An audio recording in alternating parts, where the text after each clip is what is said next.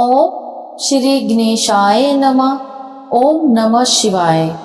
ओम श्री गणेशाय नमः। ओम नमः शिवाय। प्रिय भक्तजनों, आप सभी का हमारे धार्मिक कथा ज्ञान चैनल पर हार्दिक स्वागत है। आज से सावन के इस पावन और पवित्र महीने में हम सब मिलकर भगवान शिव की परम कल्याणकारी शिव महापुराण की कथा की एक नई श्रृंखला यानी सीरीज का आरंभ करने जा रहे हैं। कथा श्रवण की शुरुआत करने से पहले आइए हम सब मिलकर पूर्ण श्रद्धा, भक्ति और समर्पण के साथ देवाधिदेव महादेव का आवाहन करें। हे कैलाशपति, हे देवों के देव महादेव, आज इस पावन शिव पुराण कथा के प्रथम दिवस पर हम सभी भक्त आपके चरणों में ध्यान लगाते हैं। हम आपको इस पावन कथा स्थल पर सादर आमंत्रित करते हैं। हे गंगाधर, हे चंद्रशेखर, हे नीलकंठ, हे भोलेनाथ, कृपया माता पार्वती सहित हमारी इस कथा में विराजमान होएं और अपने सभी भक्तों पर असीम कृपा बरसाएं। हमारे मन, वचन और कर्म को पवित्र कीजिए। इस कथा का श्रवण करने वाले प्रत्येक भक्त के जीवन से दुख, भय, पाप और सभी संकटों का नाश कीजिए। उन्हें सुख, शांति, आरोग्य, समृद्धि और अपनी अखंड भक्ति का वरदान दीजिए। आपकी दिव्य उपस्थिति से हमारी ये शिव पुराण कथा सफल, मंगलमय और पुण्यदायी बने। सभी भक्तगण प्रेम से बोलिए ओम नमः पार्वती पते हर हर महादेव। भक्तों, एक बार नैमिषारण्य तीर्थ में शौनक आदि 88,000 ऋषियों ने सूत जी से अत्यंत आदर पूर्वक शिव पुराण सुनाने का आग्रह किया। अब सूत जी ने ऋषियों से कहा कि आप सब धन्य हैं जिनके हृदय में भगवान शिव की कथा सुनने की यह पावन इच्छा जागी है। इस दिव्य शास्त्र का वर्णन स्वयं भगवान शिव ने अपने श्रीमुख से श्री सनत कुमार जी के सामने किया था, इसलिए इसे शिव पुराण कहते हैं। इस कलयुग में इसके पठन, मनन और श्रवण से मनुष्य का मन शुद्ध हो जाता है और अंत में शिव पद की प्राप्ति होती है। जो फल बड़े बड़े दानों और यज्ञों से मिलता है, वही फल शिव पुराण को केवल सुनने मात्र से प्राप्त हो जाता है। सूत जी ने बताया कि इस महान ग्रंथ की 7 संहिताएं हैं: विश्वेश्वर संहिता, रुद्र संहिता, शतरुद्र संहिता, कोटि रुद्र संहिता, उमा संहिता, कैलाश संहिता, वायवीय संहिता। हे ऋषियों, जो मनुष्य दुराचारी, पापी या कलयुग के अवगुणों से घिरे हैं, वे भी इस कथा के श्रवण से पवित्र हो जाते हैं। इस संदर्भ में मैं आपको एक प्राचीन इतिहास सुनाती हूँ।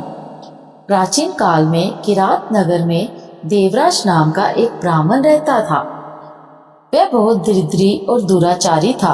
वेदों और धर्म से पूरी तरह विमुख था। उसने अधर्म के मार्ग से बहुत सा धन एकत्रित कर लिया था। एक बार वह तालाब पर गया, जहाँ उसकी मुलाकात शोभा नाम की एक वैश्या से हुई। दोनों एक दूसरे के प्रति आकर्षित हो गए और लंबे समय तक कुकर्मों में डूबे रहे।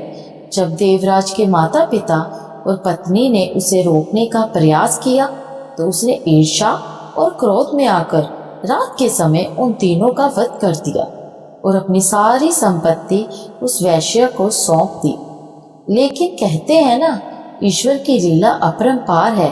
एक दिन वह घूमते हुए प्रतिष्ठापुर आया। वहां उसने एक शिव मंदिर देखा, जहाँ कोई साधु महात्मा एकत्र थे। अचानक देवराज वहां बहुत बीमार हो गया। अपनी बीमारी की तड़प के बीच उसने वहां एक ब्राह्मण के मुख से भगवान शिव की परम पवित्र कथा सुनी। 1 महीने बाद देवराज की मृत्यु हो गई। यमदूत उसे पकड़कर यमपुरी ले गए। लेकिन तभी शिवलोक से भगवान शिव के दूत, जो रुद्राक्ष धारण किए और हाथों में त्रिशूल लिए हुए थे, यमलोक पहुंच गए। उन्होंने देवराज को यमदूतों से छुड़ाया और सम्मान पूर्वक विमान में बिठाकर कैलाश पर्वत की ओर प्रस्थान किया। यमपुरी में कोलाहल मच गया।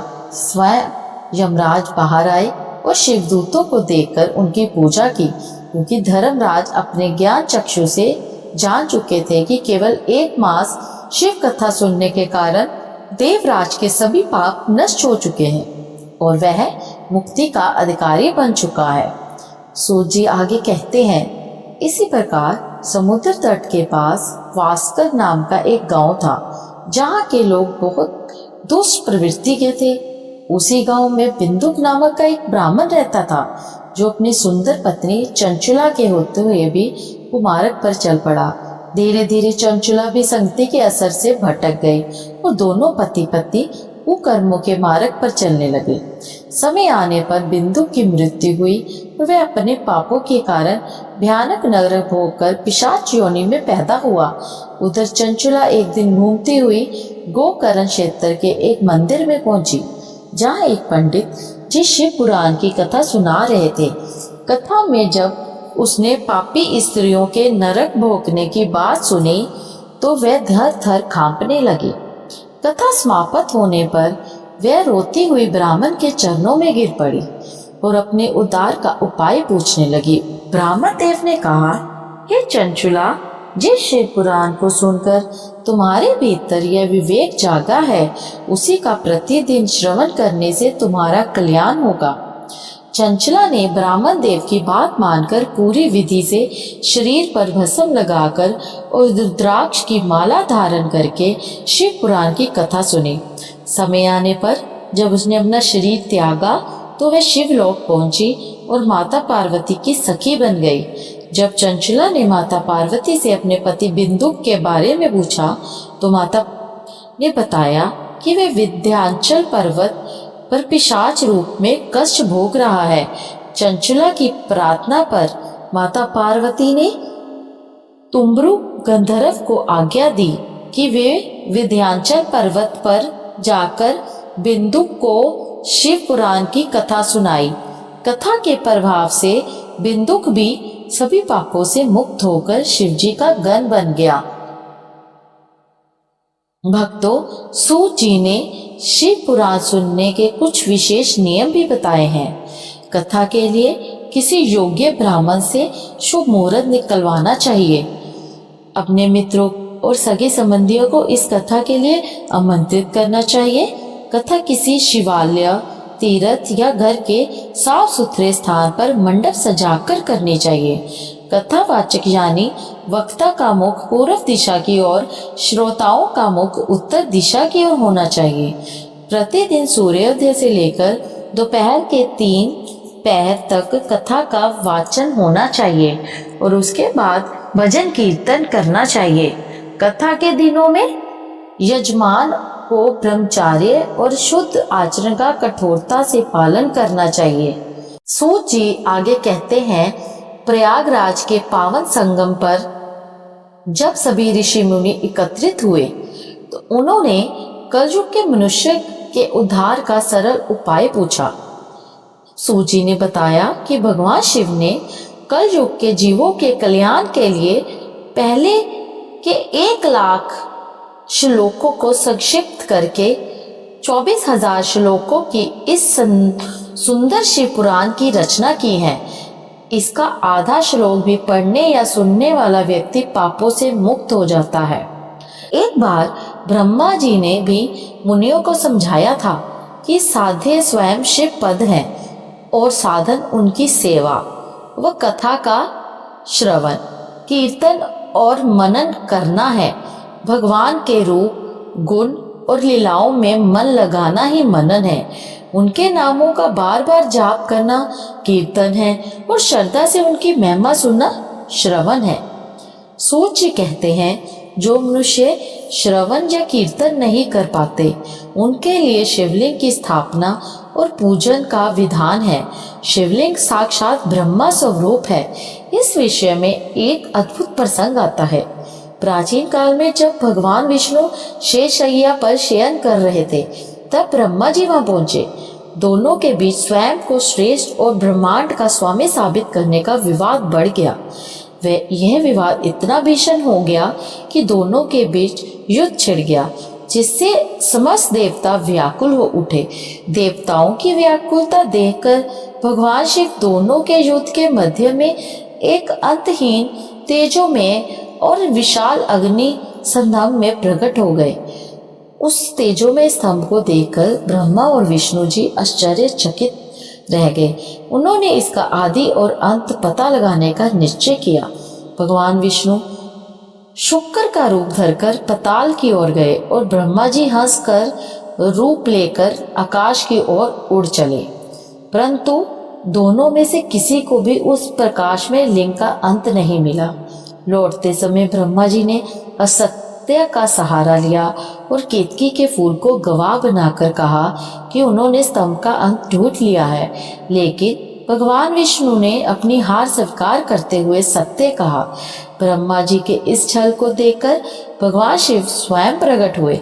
उन्होंने विष्णु जी की सत्यवादिता की सराहना की, जबकि असत्य बोलने के कारण ब्रह्मा जी के उस मुख को दंडित किया और केतकी के पुष्प को अपनी पूजा से वर्जित कर दिया।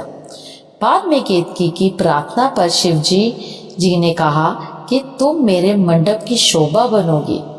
भगवान शिव ने उस दिन को शिवरात्रि घोषित किया और कहा कि इस पावन तिथि पर जो भी मेरे लिंग रूप की पूजा करेगा उसे अक्षय पुण्य मिलेगा।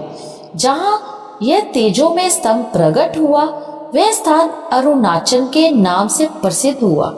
इसके बाद शिव जी ने ब्रह्मा और विष्णु जी को ओम ओंकार मंत्र का उपदेश दिया, जिससे उनका अभिमान नष्ट हुआ। सूत जी ऋषियों को बताते हैं कि नदियों के तट पर मिट्टी या धातु के 12 अंगुल के शिवलिंग का निर्माण करके पंचाक्षर मंत्र नमः शिवाय के आगे प्रणव लगाकर ओम नमः शिवाय का जाप करना चाहिए। जो व्यक्ति